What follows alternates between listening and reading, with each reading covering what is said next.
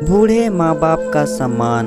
एक 80 वर्ष व्यक्ति अपने 45 वर्ष से उच्च शिक्षित बेटे के साथ अपने घर के सोफे पर बैठा था।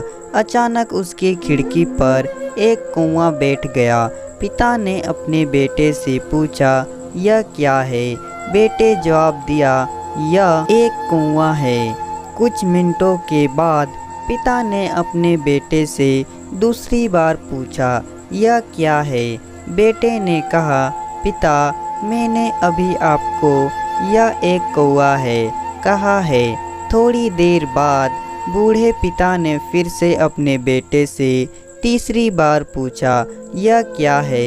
इस समय बेटे के स्वर में कुछ जलन महसूस हुई।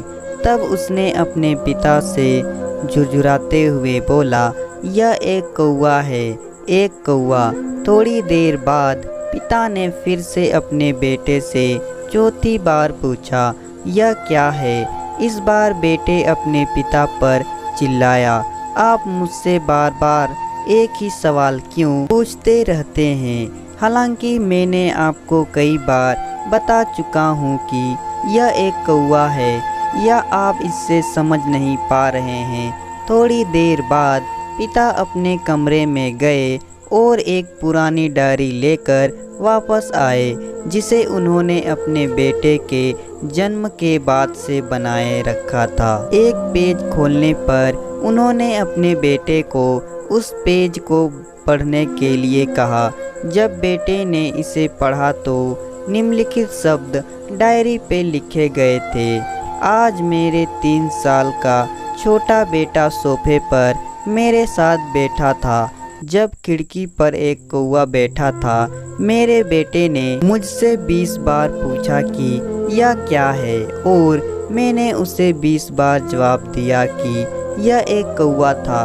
मैंने उसे हर बार प्यार से गले लगाया और उसने मुझसे 20 बार फिर से वही सवाल पूछा।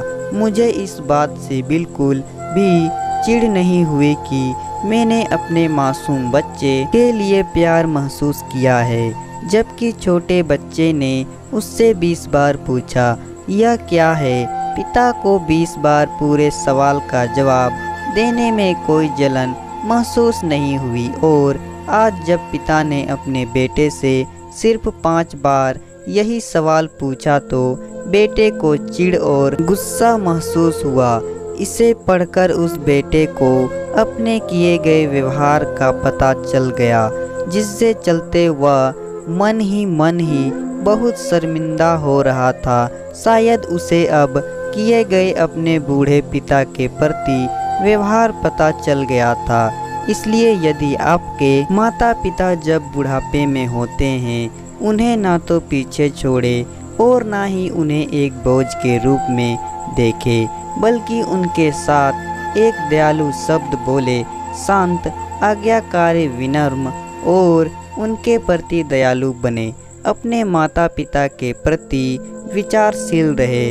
आज इस बात को कहे, मैं अपने माता पिता को हमेशा खुश देखना चाहता हूँ। जब से मैं छोटा बच्चा था, उन्होंने मेरी देखभाल की।